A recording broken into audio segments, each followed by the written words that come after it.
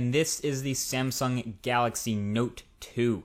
Now, Samsung has learned a lot from the success of the Galaxy S3. People love that phone, so they started to take some design ideas from it and bring it to other products. So they shrunk one down and made a Galaxy S3 Mini, and they stretched one out, and here we have the Galaxy Note 2.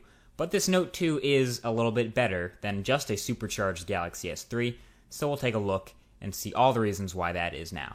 But first of all, the size. Let's make a scale. This is the Galaxy Nexus, a phone that people originally thought was really big, just borderline too big, 4.65-inch display. Then another giant came along in a similar footprint, that 4.8-inch Galaxy S3. Both of these phones were, and still are, considered huge phones. And then there's the Galaxy Note, a 5.5-inch behemoth of a display, easily the largest of the smartphones out there right now.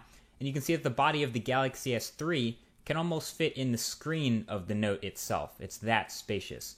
A lot of people seem to think it's too close to a tablet size, but trust me, it comes nowhere near the smallest of the Android tablets out there. And what's neat is all these displays are the same 1280 by 720 resolution. And because of the same resolution, you don't actually see more content when you're, for example, looking at a web page, but you do see the same content bigger on the Note, which helps with reading. So some content you just can't read. It's too small when you're zoomed all the way out on the Galaxy S3. But you look at it on the Note and you can actually pretty much read it, no problem. Oh, and the Note display also is not Pentile, so that's also a plus. But you can't really talk much about this hardware without comparing it to that Galaxy S3, so I'll link my full Galaxy S3 review down below the like button on this video so you can get a better look at that. But in terms of comparison, these guys are rocking very similar exteriors. So the Note 2 has the camera and the flash, both in the same spot up at the top of the phone, but it moves the speaker down to the bottom. And they have a very similar slick back design. We of course both have the white versions here, and they look very, very similar. You can see that the design elements from the Galaxy S3 have moved up to the Galaxy Note size. They are also rocking the exact same imaging hardware, so the photo and video quality, 1080p video, is exactly the same. Both look very, very good. Obviously, the biggest difference between the Galaxy S3 and the Note 2 is that screen size. And you can call me a freak or whatever, but I can touch all four corners of the Galaxy S3's 4.8-inch display, no problem at all, making it a one-handed device. You can type everything, you can use the whole thing one-handed. The Note 2, on the other hand, is a guaranteed two-handed device for everyone except maybe, I don't know, Yao Ming. You can't touch all four corners with one hand, but it makes for very easy two-handed operation, especially when typing on that Samsung keyboard. There are some settings just on the Note 2 from Samsung to make it easier for one-handed use to turn on and basically use the phone with one hand, which basically just shrinks things down and moves them a little bit to one side of the screen. So with the calculator here, for example, you can use it with your left hand on the left-hand side if you're a lefty, or on the right-hand side with your right hand if you're a righty, and that's nifty. Now the one thing about the hardware is, and I don't know if it's just me or if it's just my Note, but the Note 2 rocks when you press the right-hand side of it. It rocks back and forth. That's where the stylus sits, so I don't know if, maybe the stylus is lighter than the rest of the body or if it's actually lopsided, but it's really annoying when I'm trying to type on a flat surface and it keeps bouncing over to the right. Very annoying, but I felt the need to mention that. But anyway, not only am I a fan of the Note 2's quad-core processor and 2 gigs of RAM and LTE, but the software is pretty great too. It runs Android 4.1.1 Jelly Bean, which is the latest version out right now. And on top of that is a little bit of TouchWiz. Now you guys know that I prefer stock Android of the Nexus line any day of the week. But with the screen size like this, you kind of do need some adjustments to be made. And you get some different looks, some pre-installed apps, and the messy, ugly calendar app, and the dreaded S-Voice is still present. But you also get things like Google Now and Android 4.1 Jelly Bean's expandable notifications, which I love so much.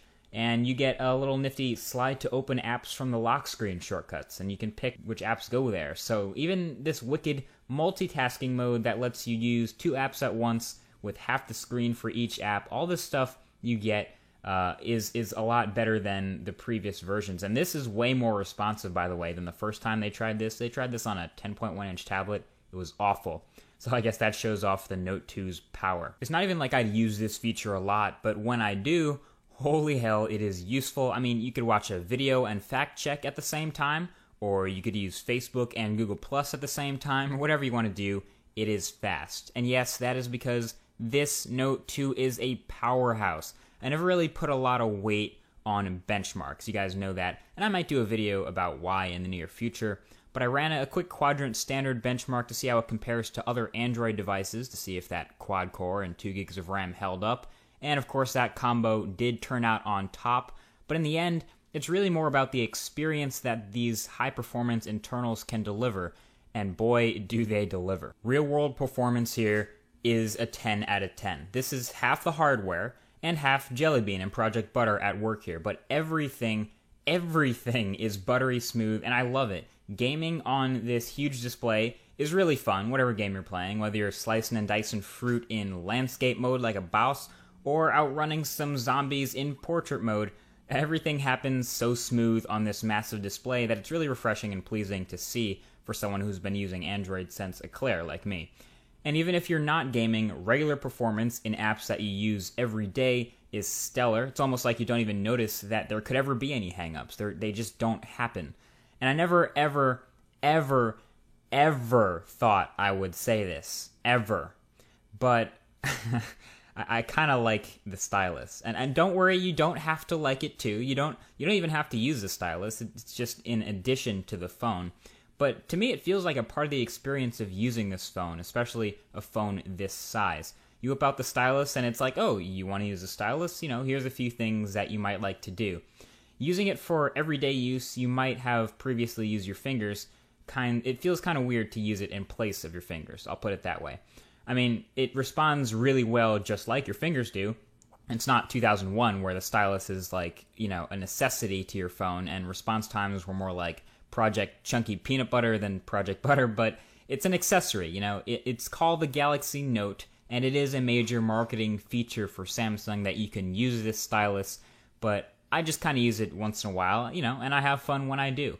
And also, P.S., the handwriting recognition, it's straight up one of the most impressive things I've ever seen on a phone next to Google Now. It is scarily accurate, no matter how messy your righty or lefty handwriting may be. It's really, really good. So that handwriting recognition is a plus in the stylus by itself. There's also even this hover feature, which is pretty neat, so you can hover over things without actually clicking them.